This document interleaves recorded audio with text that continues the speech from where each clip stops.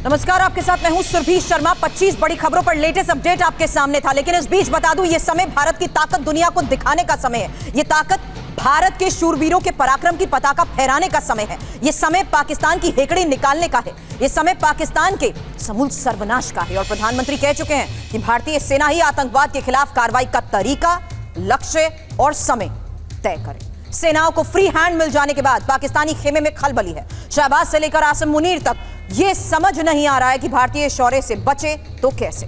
शायद इसलिए air space बंद कर दिया गया है। पीओके में आर्टिलरी की तैनाती की जा रही है। सिर्फ इतना ही नहीं, डर की वजह से पाकिस्तान ने अपने एडवांस फाइटर जेट भी अब छिपा लिए हैं। और पाकिस्तान ये बात अच्छी तरह समझता है कि भारत की जब स्ट्राइक होगी तो उसे संभलने का मौका भी नहीं मिलेगा। पहली बड़ी खबर, अब पाकिस्तान को ग्वादर में हमले का डर और ग्वादर पोर्ट से जंगी जहाज हटाए गए हैं। नेवल शिप की समंदर में तैनाती की गई है। कुछ दिन पहले ग्वादर पोर्ट पर 6 शिप थे। आज पूरा ग्वादर पोर्ट खाली हो गया है। इसका मतलब क्या है? इस वक्त ये बड़ी खबर आ रही है, पाकिस्तान को ग्वादर में हमले का डर है और ग्वादर पोर्ट से जंगी जहाज भी हटाए गए हैं। नेवल शिप की समंदर में तैनाती की गई है। और कुछ दिन पहले जिस तरीके से ग्वादर पोर्ट पर ये 6 शिप थे, आज पूरा ग्वादर पोर्ट खाली हो गया है। एक्सक्लूसिव तस्वीरें इस वक्त TV9 आपको दिखा रहा है। मेरे सहयोगी सुमित चौधरी ने हमें यह खबर दी है। साथ ही बता दूं, स्टूडियो में मेरे सहयोगी इस वक्त मनीष झा भी स्टूडियो में मौजूद है। लेकिन इन्हीं तस्वीरों के साथ सुमित, जल्द मुझे इंफॉर्मेशन वॉल पर ज्वाइन करिए, क्योंकि ये जो खबर सामने आई है इसका मतलब क्या है। हालांकि जिस तरीके से कुछ समय पहले ये डिप्लॉयमेंट्स हुए थे, यानी कुछ दिन पहले ग्वादर पोर्ट पर जो 6 शिप थे, आज पूरा ग्वादर खाली करा लिया गया है। मतलब क्या है? देखिए, सबसे कमाल की बात यह कि यह तब हो रहा है जब भारतीय नौसेना की तरफ से INS विक्रांत वापस आ चुका है। उस समय भी बड़ा गदर या फिर आप कह सकते हैं बड़ा अलर्ट था पाकिस्तान की नेवी में, लेकिन अब दोबारा से पाकिस्तान नेवी को यह डर सता रहा है कि शायद ग्वादर के आसपास के इन इलाकों पर अटैक हो सकता है। यही वजह है कि उसने करीबन अपने 5 से 6 शिप्स लगातार सी में डिप्लॉय कर दिए हैं। पूरे अगर आप देखें जेटीज को खाली कर दिया गया है। और ये इसलिए इंपॉर्टेंट है क्योंकि ग्वादर एक सबसे स्ट्रैटेजिक इंपॉर्टेंट है, क्योंकि ये कराची पोर्ट को भी जोड़ता है। करीबन कराची पोर्ट से इसकी दूरी 350 किलोमीटर की है। तो निश्चित तौर पर अब पाकिस्तान को यह डर है कि अगर ग्वादर के ऊपर कुछ होता है, अगर ग्वादर हाथ से जाता है, तो निश्चित तौर पर कराची तक आ पाना या कराची तक रिटेलिएशन होना बहुत आसान हो जाएगा। क्योंकि बीच में बलूचिस्तान लिबरेशन आर्मी है जो पाकिस्तान के लिए ऑलरेडी बहुत बड़ा सरदर्द बन चुकी है। बिल्कुल, लेकिन एक और बड़ी खबर, और उस खबर को इस लिहाज से समझिए जहां पाकिस्तान अपनी एयर डिफेंस को मजबूत करने की जहां कोशिश में जुटा है, वहीं पाकिस्तान ने अपनी हवाई रक्षा के लिए अब चीन पर दाव लगाया है। और पाकिस्तान को चीन से एयर डिफेंस सिस्टम मिला है जिसका नाम है FD-2000। पाकिस्तान में अपने कई बेस पर FD-2000 की तैनाती कर दी है। और इसी एयर डिफेंस की बदौलत पाकिस्तान अपनी जमीन की रक्षा के सपने देख रहा है। हालांकि पाकिस्तान के पास FD-2000 एयर डिफेंस है, तो भारत के पास S-400 है।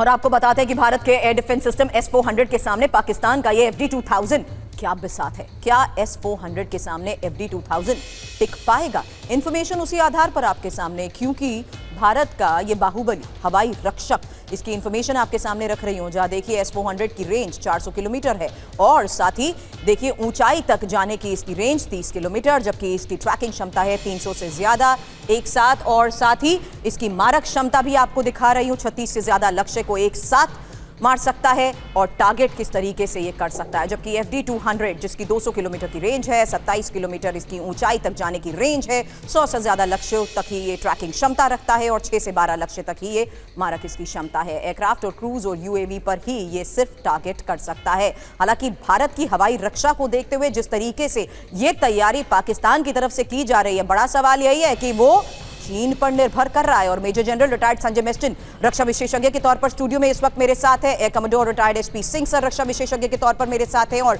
CDR retired Atul Bharadwaj sir रक्षा विशेषज्ञ के तौर पर इस वक्त मेरे साथ जुड़े हुए हैं। सर, सबसे पहला सवाल आपसे ही कर रही हूं इस लिहाज से मेस्टिन सर, क्योंकि यहाँ जाहिर सी बात है, अपनी हवाई क्षमता को देखते हुए या अपनी किसी भी मजबूती को दर्शाने के लिए उसको चीन की जरूरत है। मेस्टिन सर, आप बिल्कुल सही बोल रहे हैं, उसको चीन की ज़रूरत है।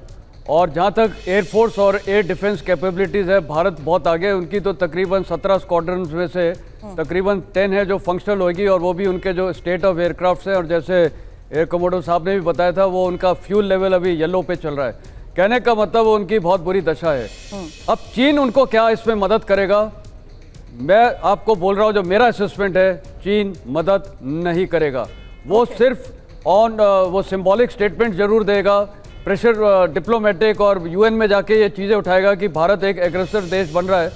इससे ज़्यादा पर वो जो मिलिट्री हार्डवेयर है वो नहीं देना चाहेगा, बल्कि मिलिट्री हार्डवेयर आज की तारीख में जो देश दे रहा है वो है तुर्की। और ये थोड़ा हमें डिप्लोमेटिक और हर प्रेशर लगाना पड़ेगा तुर्की के ऊपर।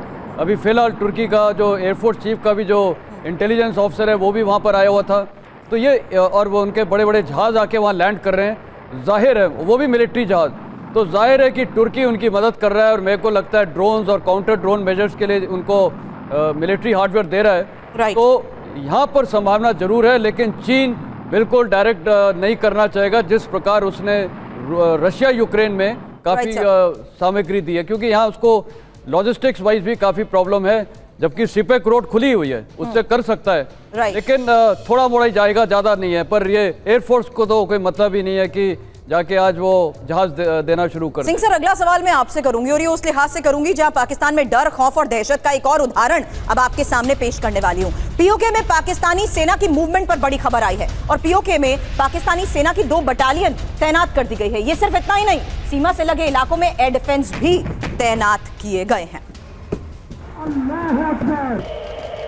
फिलहाल आपको बता दें, सीमा पर ये एयर डिफेंस 2 सेक्टर्स में एक्टिव किए गए हैं। इसके अलावा पाकिस्तानी सेना के हेडक्वार्टर यानी रावलपिंडी से कमांडर्स को डायरेक्ट आदेश दिए जा रहे हैं।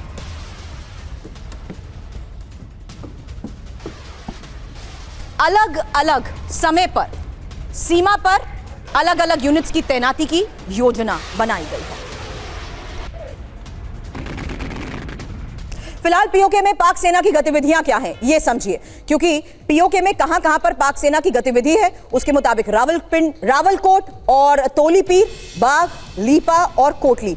अब इसमें पाक की कौन सी बटालियन तैनात है, ये इंफॉर्मेशन 30 आर्म डिवीजन, 7वीं इन्फेंट्री डिवीजन, कहां एयर डिफेंस को तैनात किया गया है, लाहौर सेक्टर, सियालकोट सेक्टर और साथ ही किन यूनिट्स की सीमा पर तैनाती है उसके बारे में इंफॉर्मेशन, जहां इलेक्ट्रॉनिक वॉरफेयर यूनिट और पैराशूट रेजिमेंट के साथ साथ आर्म्ड कोर के साथ साथ आर्टिलरी यूनिट भी तैनात बताई जा रही है। अब ये किस तरीके की सिंह सर स्ट्रैटेजी आपको लगता है अपनाई जा रही है? ये बेसिक स्टैंडर्ड डिफेंसिव टेक्निक है जिसके लिए अपनाया जा रहा है। जो यूनिट्स हैं वेल नोन है हमें, इनके जो प्लान्स ऑलरेडी हमें पता है कि कौन सी यूनिट्स कहाँ डिप्लॉय होंगी और हमारी ऑलरेडी उसके अगेंस्ट डिप्लॉयड हैं। तो इसमें हमें इससे घबराने की, जो एयर डिफेंस सिस्टम आप बात कर रहे हैं वो एक मच लेसर कैपेबिलिटी का एयर डिफेंस सिस्टम है और हमारे पास इस समय जो कैपेबिलिटी है वो सीएड डीएड की है, जैसे बोलता है suppression of enemy air defence and destruction of enemy air defence. Suppression की जाती है इलेक्ट्रॉनिक मीन से और डिस्ट्रक्शन की जाती है फिजिकल मीन काइनेटिक बेस से, जैसे बॉम्ब्स करके, बॉम्बिंग करके, या ड्रोन्स के थ्रू या एंटी रेडिएशन मिसाइल्स के थ्रू।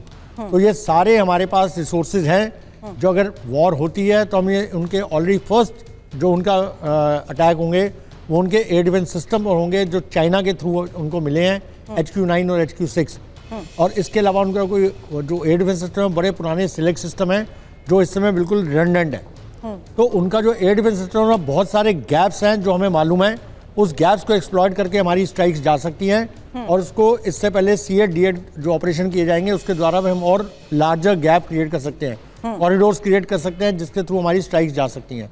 राइट सर, और जिस तरीके से स्ट्राइक जाने की आप बात कर रहे हैं, एक और बड़ी खबर बता दूं, क्योंकि पाकिस्तान को बाहरी हमले का खतरा है और पाकिस्तान के सभी एयरपोर्ट्स पर अलर्ट को लेकर खबर बड़ी है। एयरपोर्ट पर हर यात्रियों की मॉनिटरिंग, सभी विमानों की सख्त निगरानी को लेकर फिलहाल जो डिटेल सामने आई है उससे साफ है कि पाकिस्तान का ये हवाई डर कितना ज्यादा बढ़ चुका है। यही वजह है कि सभी एयरपोर्ट्स भी अलर्ट मोड पर हैं। हर यात्रियों की मॉनिटरिंग की भी फिलहाल तस्वीरें सामने आई हैं और सबसे बड़ी बात, सभी विमानों की सख्त निगरानी भी अब की जा रही है।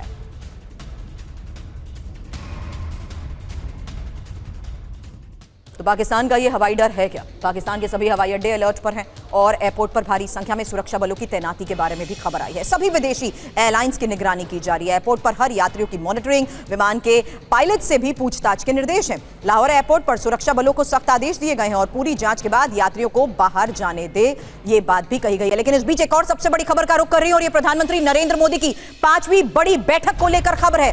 5वीं बड़ी बैठक अब खत्म हो गई है। गृह मंत्री, रक्षा मंत्री बैठक में मौजूद थे, विदेश मंत्री भी बैठक में मौजूद थे, जेपी नड्डा, शिवराज भी बैठक में थे मौजूद। तो लगातार हुई मैराथन बैठक के बीच 5वीं बड़ी बैठक जो अब से थोड़ी देर पहले खत्म हुई है, इसके बारे में खबर यह कि गृह मंत्री और रक्षा मंत्री इस बैठक में मौजूद थे, विदेश मंत्री भी बैठक में मौजूद थे, जेपी नड्डा और शिवराज भी बैठक का हिस्सा थे। हालांकि लगातार हो रही मैराथन बैठक के बीच जो खबर आ रही है उसके मुताबिक यह 5वीं बड़ी बैठक थी।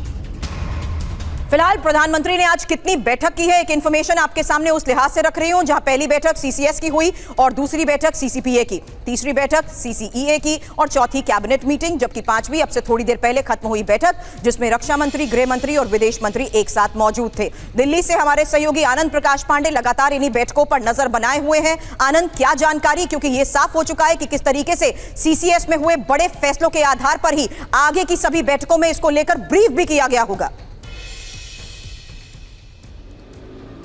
जी बिल्कुल, जाहिर तौर पर सीसीएस की जो आज बैठक हुई उसमें जम्मू कश्मीर जो सुरक्षा के हालात और खासतौर से पहलगाम आतंकी हमले के बाद जो सेना की तैयारियां हैं उन तमाम बातों को लेकर चर्चा की गई। सीसीपीए में जो बैठक हुई कि जो आंतरिक और जो राजनीतिक मामले हैं, एक्सटर्नल मामले हैं, उन तमाम बातों को लेकर कैसे आगे कदम उठा रहे हैं, उन तमाम बातों को लेकर चर्चा हुई।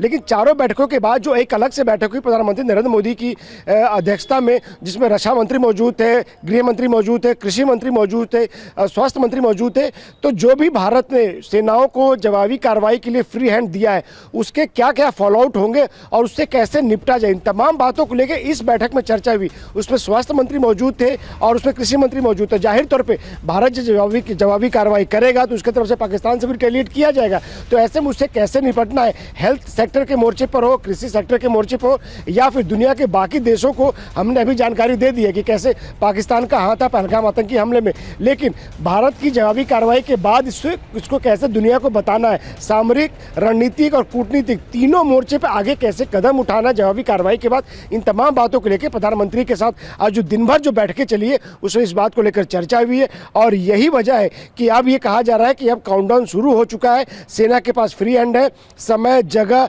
और टारगेट सेना को चुनने का अधिकार दे दिया गया है। अब इस सेना को जब उचित लगेगा कब कार्रवाई करनी है, किधर से करनी है और कहाँ करनी है वो करेगी। लेकिन उसके मायने क्या होगी, उसका असर क्या होगा और उससे कैसे निपटना है, मायने क्या होंगे, उसका असर क्या होगा, इसे तो पाकिस्तान में बैठकर भी स्पेक्युलेट जरूर किया जा रहा है। लेकिन आज एक और बड़ा फैसला हुआ है और ये राष्ट्रीय सुरक्षा सलाहकार बोर्ड के पुनर्गठन को लेकर खबर थी, जहां पूर्व रॉ चीफ आलोक जोशी चेयरमैन बने हैं और बोर्ड में पूर्व एयर मार्शल पीएम सिन्हा, और आपको बता दें बोर्ड में पूर्व lieutenant general AK Singh, board में पूर्व एडमिरल मोंटी खन्ना।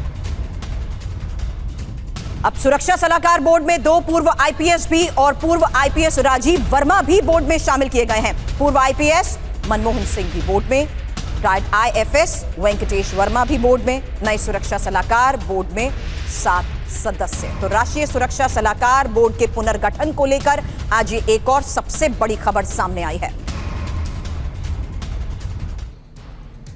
सुमित, इस बारे में क्विक रिस्पॉन्स आपसे चाहूंगी। उससे पहले ये बड़ी खबर, जिस तरीके से बोर्ड का पुनर्गठन हुआ है, आलोक जोशी पूर्व रॉ चीफ चेयरमैन बने हैं और पीएम सिन्हा पूर्व वेस्टर्न एयर कमांडर और लेफ्टिनेंट जनरल AK सिंह पूर्व दक्षिणी सेना के कमांडर रहे हैं और मोंटी खन्ना, रियर एडमिरल राजीव रंजन वर्मा पूर्व IPS उसमें शामिल है, मनमोहन सिंह पूर्व IPS, B Venkatesh Verma retired IFS officer. जिस तरीके से ये पुनर्गठन हुआ है, ये जाहिर सी बात है बहुत सीक्रेसी के साथ जिन स्ट्रैटेजीज पर मूव ऑन किया जाता है, लेकिन ये फैसला ही कितना बड़ा एक संदेश के तौर पर जाता है आज के इस हालात और आज के बैठकों के बीच में लिया गया ये बड़ा फैसला। सुमित, देखिए बिल्कुल, क्योंकि देखिए स्ट्रैटेजी डिसाइड करना भले ही सीसीएस की बैठक में तय किया जाता हो या फिर आप कह सकते हैं कि ऑपरेशनल कमांड सभी चीफ के पास हो, लेकिन एक रिकमेंडेशंस या फिर कुछ सजेशंस हमेशा बोर्ड की तरफ से दिए जाते रहते हैं। लेकिन अभी सबसे इंपॉर्टेंट ये है जितने भी इस टीम में मौजूद हैं ये सारे वो लोग हैं जो ऑपरेशनल कमांड्स में में रहे हैं, जिन्होंने जमीनी तौर पर या फिर ग्राउंड असेसमेंट बहुत अच्छे से देखा, उनको पता है कि आखिरकार क्या परिस्थिति हाल के दिनों में पाकिस्तान बॉर्डर के पास रही है, चाहे वो इंटरनेशनल बॉर्डर कह लीजिए, चाहे वो आप LOC कह लीजिए। और यही वजह है कि इस बोर्ड को गठन करना या पुनर्गठन करना निश्चित तौर पर एक बड़ा मैसेज इसलिए भी है कि भारत अपनी तैयारियों में हर लेवल पर हर तरीके से काम कर रहा है। बिल्कुल। और अतुल भारद्वाज सर, ये सवाल आगे आपसे उस आधार पर करूंगी क्योंकि भारत की ये जो स्ट्रेंथ, ये ऑफिसर्स हैं, वो पूरी ग्राउंड रियलिटी से बहुत अच्छी तरीके से वाकिफ है। और अब अगर सैन्य विकल्पों पर विचार करते हुए एक फ्री हैंड भी मिल जाता है तो आने वाले वक्त में किस स्ट्रैटेजी के तहत बड़े फैसले होंगे, इस पर पाकिस्तान की भी नजर। फिलहाल एक खबर बता रही हूं, पाकिस्तान पर भारत की वाटर स्ट्राइक का असर हुआ है और पाक के सियालकोट में चिनाब नदी का पानी सूखा। सैटेलाइट इमेज में चिनाब नदी सूखी नजर आई है और भारत के सिंधु जल संधि को रद्द करने का ही ये असर है।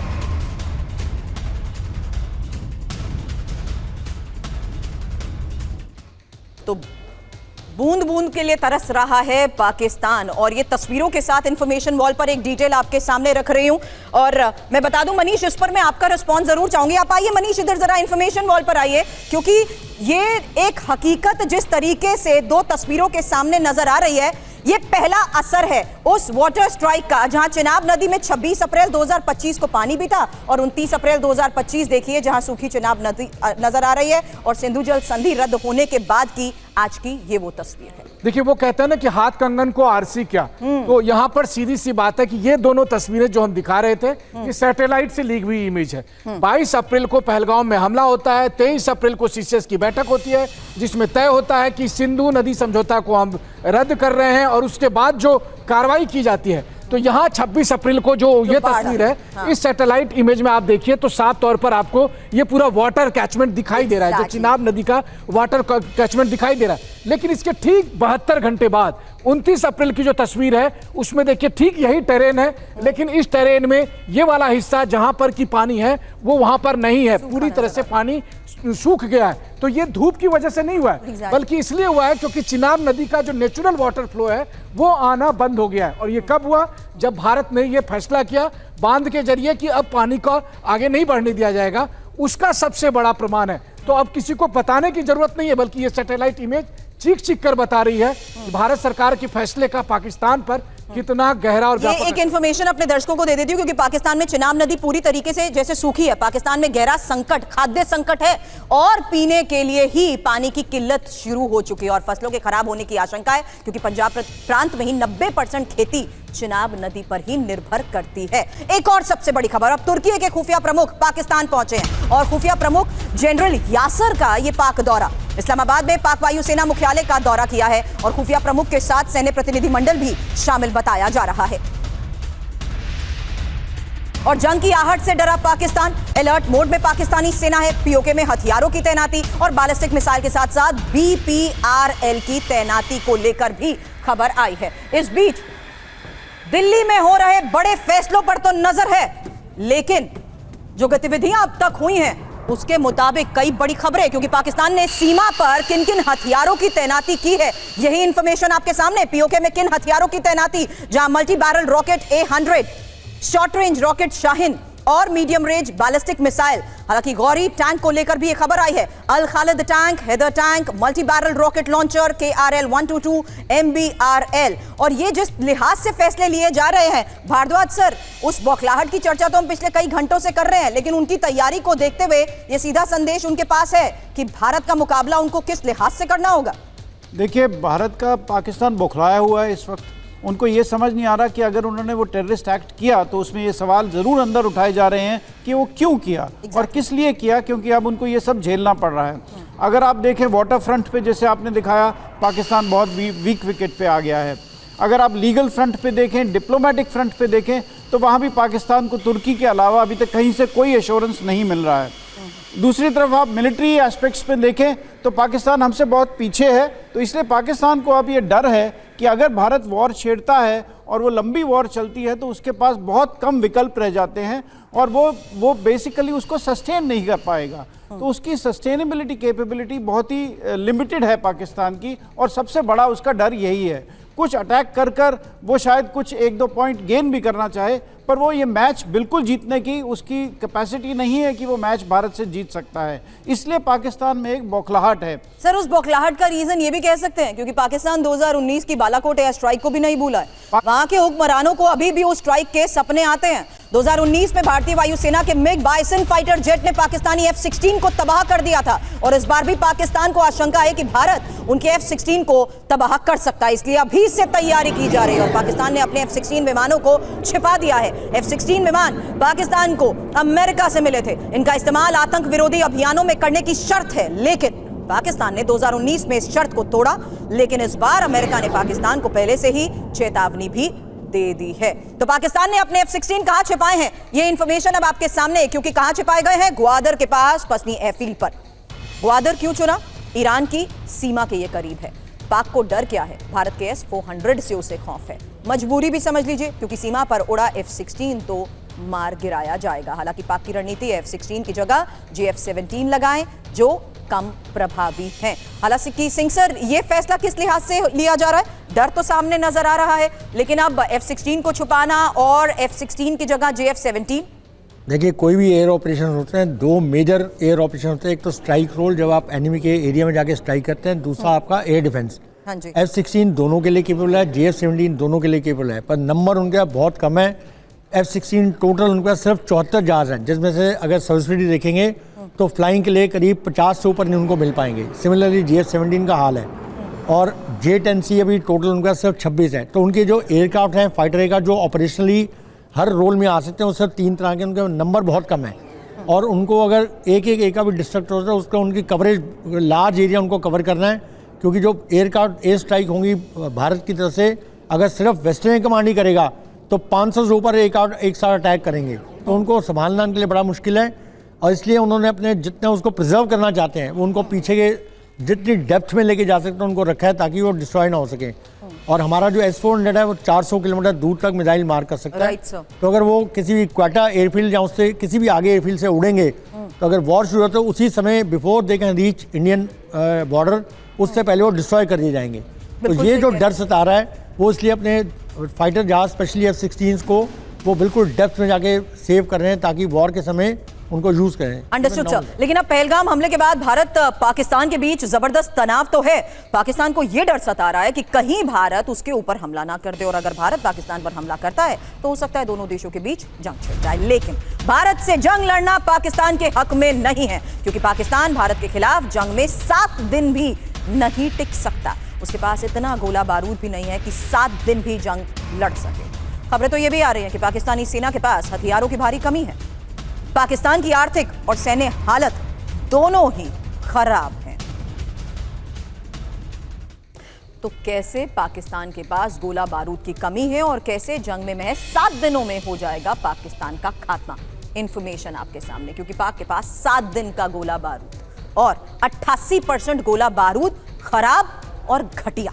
पाक सेना के टैंकों में डीजल तक नहीं है, तेल खरीदने के लिए डॉलर की कमी है और जेट्स के लिए स्पेयर पार्ट्स की कमी, और जंग के दौरान खर्च उठाना भी मुश्किल है। हालांकि पाक के मुकाबले भारत 3 गुना ताकतवर है और इस बीच पाकिस्तान को यह यकीन है कि अगर भारत से जंग हुई तो उसकी हार निश्चित है। इसलिए सीमा पर वो सैनिकों की तैनाती से ज्यादा आतंकियों की तैनाती करने में जुटा है।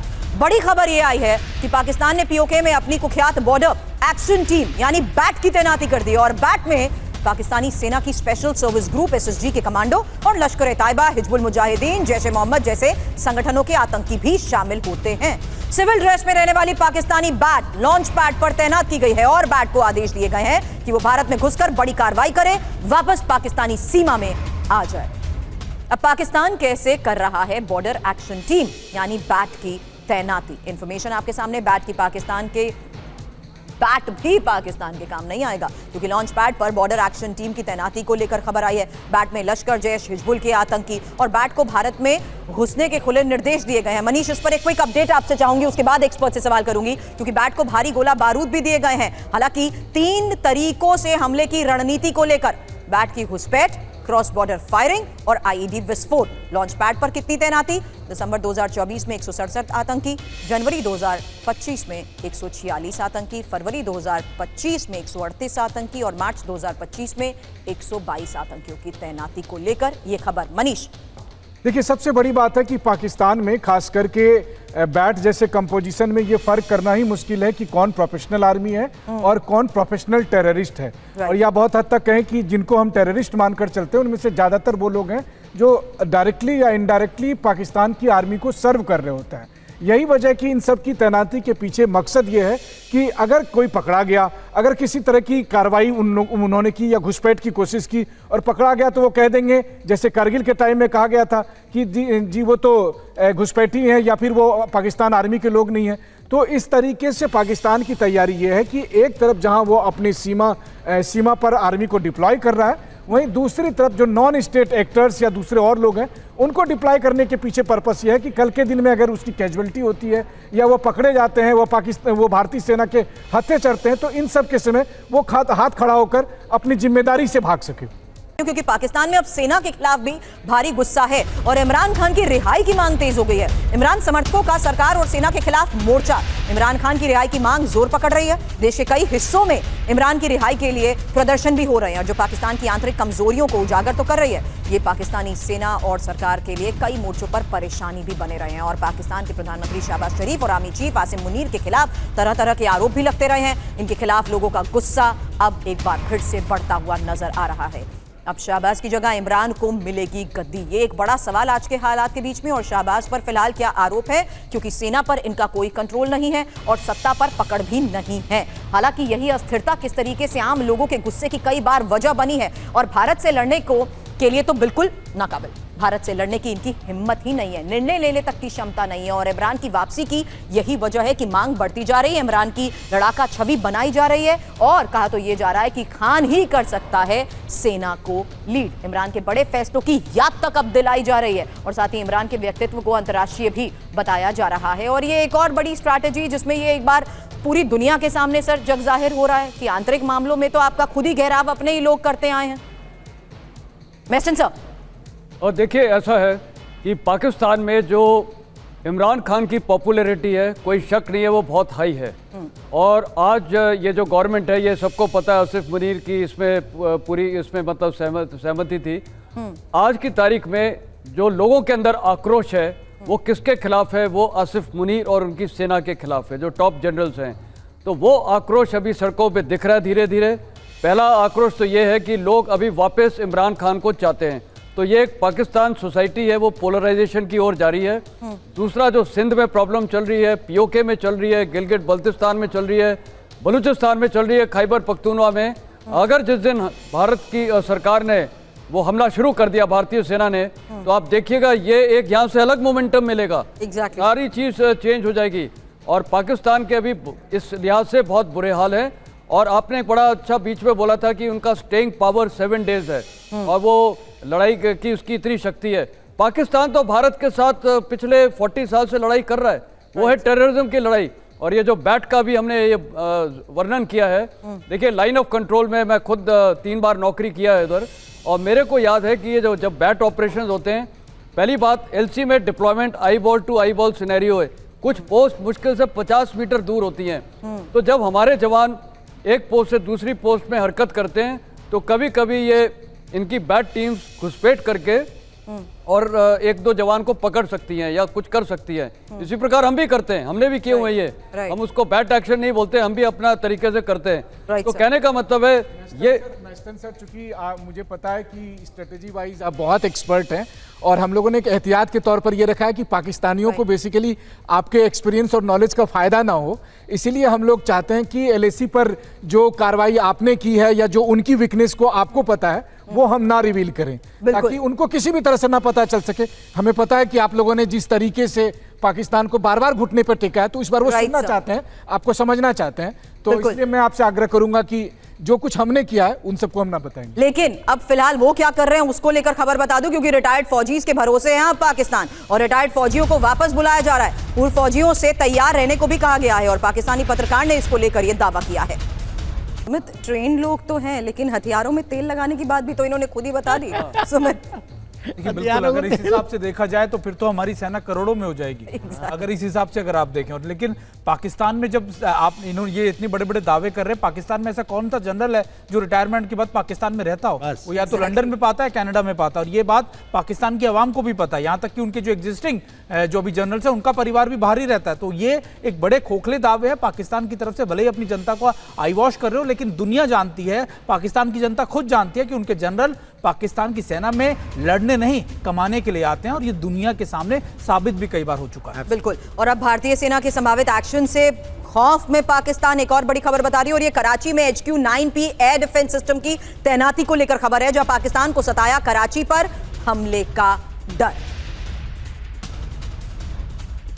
तो अब कराची में एयर डिफेंस तैनाती का मतलब क्या है, यह भी आपको बताऊंगी, जहां कराची में HQ-9P को लेकर यह खबर सामने आई है और HQ-9P एयर डिफेंस सिस्टम को तैनात किया गया है। और भारतीय सेना के खौफ में लिए जा रहा एक और बड़ा फैसला, HQ-9P एयर डिफेंस सिस्टम की तैनाती, वायु सीमा को सुरक्षित करने की रणनीति और सतह से हवा में मार करने वाली ये मिसाइल। लक्ष्यों का पता लगाने वाले रडार से ये लैस है। लाहौर, रावलपिंडी के आसपास भी इसकी तैनाती की गई है। सुमित, ये एक और स्ट्रैटेजिकल मूव।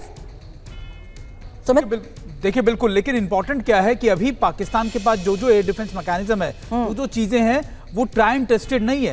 अगर आप चीन की तरफ से भी आप देख लीजिए तो चीन ने कभी उनको वॉर जोन के अंदर इस्तेमाल नहीं किया। यहां तक कि आपको याद होगा कि पहले भी कहा गया था कि जो एयर डिफेंस सामान दिया गया है पाकिस्तान को, उन 9 एयर डिफेंस सिस्टम्स में से 9 के अंदर खराबियां निकली थी। पाकिस्तान ने इसको लेकर चीन के सामने नाराजगी भी जाहिर की थी। तो ऐसा नहीं है कि पाकिस्तान के पास जो ताकत है, जो हम कंपैरिजन करते हैं, उसकी 10% पावर भी उनके पास एग्जिस्टिंग में होगी। ठीक है, एक और बड़ी खबर का रुख कर रही हूं, और पहलगाम के बेसरन में एनआईए की जांच जारी है। एक बड़ी खबर आपको बता दूं, एनआईए टीम ने घटनास्थल की जांच की है। एनआईए की फॉरेंसिक टीम मौके से सबूत इकट्ठा करने में कैसे जुटी है, इस बारे में लेटेस्ट अपडेट के साथ मेरे सहयोगी जितेंद्र हमें ज्वाइन कर चुके हैं। फिलहाल बता दें, घटनास्थल के आसपास की वीडियोग्राफी हो रही है। हम अभी पहलगाम पुलिस स्टेशन के बाहर है और यहाँ पे आप देख सकते हैं कि ATV स्कूटर्स के माध्यम से जो है सुरक्षा एजेंसीज़ के जो कह सकते हैं कि मेंबर्स हैं वो यहाँ से निकल रहे हैं और बाईसरन घाटी की ओर जा रहे हैं। निसंदेह बता दें एक बड़ा डेवलपमेंट है, और बता दें आपको कि NIA जम्मू कश्मीर पुलिस के जो कह सकते हैं सदस्य है वो यहाँ से जो है इन्हीं ATV स्कूटर्स के ज़रिए से जो है बाईसरन घाटी की ओर जा रहे हैं। और वहाँ पे जो है लगातार पिछले कई दिनों से जो है सबूत खंगाले जा रहे हैं, सबूतों को इकट्ठा किया जा रहा है, वहीं पे जो है तथ्य सामने लाने की और जो है कार्रवाई की जा रही है। आप देख सकते हैं कि किस तरीके से ये ATV स्कूटर जो है वो इस्तेमाल किए जा रहे हैं, क्योंकि बाईसरन घाटी में ऐसे आमतौर पर पहुंचना जो है पॉसिबल नहीं है, और इन्हीं ATV स्कूटर्स की मदद से और पौनी जो घोड़े वाले हैं उनकी मदद से वहाँ पे पहुँचा जाता है। आप देख सकते हैं कि ये जांच एजेंसियों के जो है मेंबर्स है जो यहाँ पे जो है अभी यहाँ ATV स्कूटर्स के माध्यम से जो है आगे जाने की जो है कवायद में है, और यहाँ पे जो है बिल्कुल वो आगे जा रहे हैं। आप देख सकते हैं कि किस तरीके से ये जो है बिल्कुल BDS की टीमें भी जा रही है मेटल डिटेक्टर्स को लेकर, और निसंदेह ये जो है यही रास्ता है बाईसरन घाटी की ओर जाने का। और बता दें आपको कि इसी के ज़रिए से बाईसरन जाया जा सकता है। तो निसंदेह इसका साफ स्पष्ट सबूत है कि यहाँ पे जो है कार्रवाई जो है तफ्तीश यानी इंक्वायरी जो है वो अब बड़े दायरे पे की जा रही है, और निसंदेह जो अब विभिन्न सुरक्षा एजेंसीज़ है NIA के साथ साथ वो भी वहाँ पे पहुँच रही है। हमारे सहयोगी महराज की सुबह 11 बजे की ये रिपोर्ट देख रहे थे, लेकिन किस तरीके से NIA की ये जांच का दायरा बढ़ रहा है, इस बारे में और अपडेट के साथ जितेंद्र मेरे सहयोगी हमें ज्वाइन कर चुके हैं। जितेंद्र बताएं। जी बिल्कुल, देखिए अभी भी NIA की टीम बाईसरन घाटी के अंदर मौजूद है। मैं चाहूंगा कैमरामैन रोहित आपको दिखाए तस्वीरें। ये देखिए, ये वो रास्ता है और ऊपर ठीक 5 किलोमीटर ये बाईसरन घाटी है, जहां पर 22 अप्रैल को आतंकियों ने हमला किया निहत्थे सैलानियों के ऊपर, और उसके बाद से लगातार जो NIA की टीम है उसने वहां पर कैंप किया हुआ है।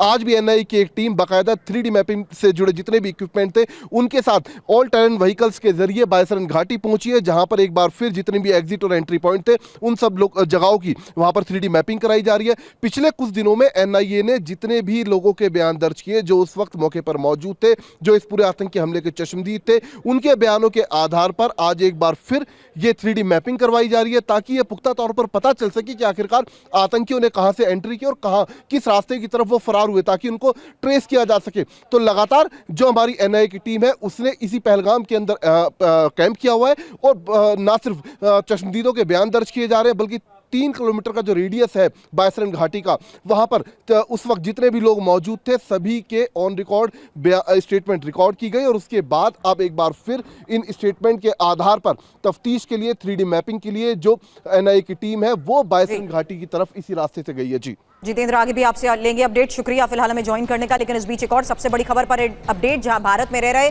अवैध पाकिस्तानियों पर एक्शन शुरू हो चुका है और कश्मीर में अवैध पाकिस्तानी नागरिकों का डिपोर्टेशन शुरू। जम्मू कश्मीर पुलिस बस में पाक नागरिकों को लेकर अटारी बॉर्डर आई। सभी के पास भारत का कोई भी दस्तावेज नहीं। कश्मीर में अवैध तरीके से रह रहे पाकिस्तानी नागरिकों को वापस उनके वतन भेजा जा रहा है। इस वक्त आप देखिए अटारी बॉर्डर पर जम्मू कश्मीर पुलिस की बसें हैं जो कि कई पाकिस्तानी नागरिक जो कि रह रहे थे अवैध तरीके से उनको लेकर पहुंची हैं। और इसके साथ ही आप देखिए एक पूरा एक गाड़ियों का काफिला है जिसमें जम्मू कश्मीर पुलिस की बसें हैं। कुछ जम्मू कश्मीर रोड ट्रांसपोर्ट की बसों को भी लाया गया है, उनके अंदर भी लोग मौजूद हैं। आप देखिए ये पूरा का पूरा जो काफिला है वो कश्मीर से लाया गया है। जम्मू कश्मीर पुलिस की निगरानी में इन लोगों को डिपोर्ट किया जा रहा है। लगातार जो अफसर हैं जम्मू कश्मीर पुलिस के वो इनको लेकर पहुंच रहे हैं। रात से ही लगातार जम्मू कश्मीर की जो गाड़ियां हैं वो यहाँ पर आ रही हैं, उसमें ज़्यादातर पुलिस की गाड़ियां हैं और कुछ गाड़ियां हैं जो कि Jammu Kashmir road transport corporation की गाड़ियां हैं जिसके अंदर भी अवैध तरीके से रह रहे पाकिस्तानी नागरिकों को वापस भेजा जा रहा है। हालांकि ये पूरा का पूरा जो अभियान है इसको लेकर जो अधिकारी यहाँ पर पहुँचे हैं जम्मू कश्मीर पुलिस के वो कुछ भी कहने से बच रहे हैं, लेकिन सीधे तौर पे दिखाई दे रहा है कि जिस तरह से पुलिस की गाड़ियों में पुलिस की निगरानी में इन लोगों को लाया जा रहा है तो उससे साफ है कि इन लोगों को डिपोर्ट करने की तैयारी है। यहाँ पर जम्मू कश्मीर पुलिस के कुछ अधिकारी यहाँ पर पहुँचे हुए हैं। सर कितने लोगों को आप लाए हैं? सर कितने लोगों को डिपोर्ट करने के लिए लाए हैं?